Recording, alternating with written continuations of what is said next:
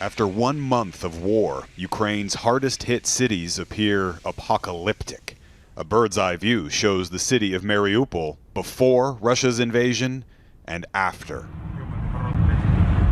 A resident recorded this video of his attempt to escape the port city, including images too graphic to show of a body lying in the road, with gunfire echoing through deserted streets. The warmer weather has now thawed the ground enough for survivors to begin burying the dead, including this woman's stepfather. He'd been injured, and another man offered to drive him to hospital, but then the car was attacked and blown up, she says. The UN says 4 weeks of war have killed nearly 1,000 civilians, including around 100 children, along with an unknown number of Ukrainian soldiers.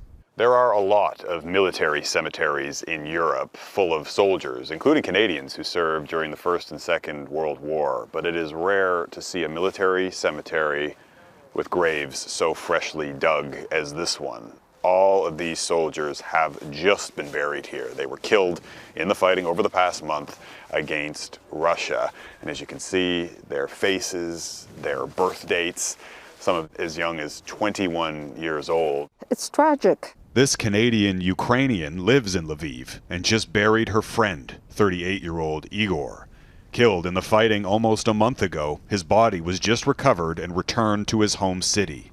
She's not sad, she says. She's angry. I believe that many Ukrainians also feel this sort of rage, and they're not going to give up. They said, now is the time. Either we go to the end or we will die fighting. And that fighting spirit is paying off. The Ukrainian Navy released this video of a Russian ship in the Black Sea gutted by flames and explosions. Ukraine claims it was destroyed. Elsewhere, the Ukrainian military is pushing back, retaking territory near the capital Kyiv, thanks in part to weapons from the West.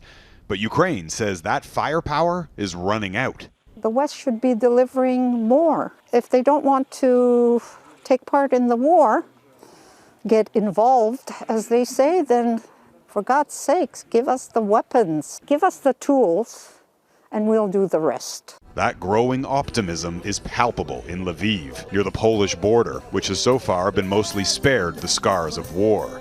This guitarist is singing a popular Ukrainian song called "Everything is Going to Be Okay."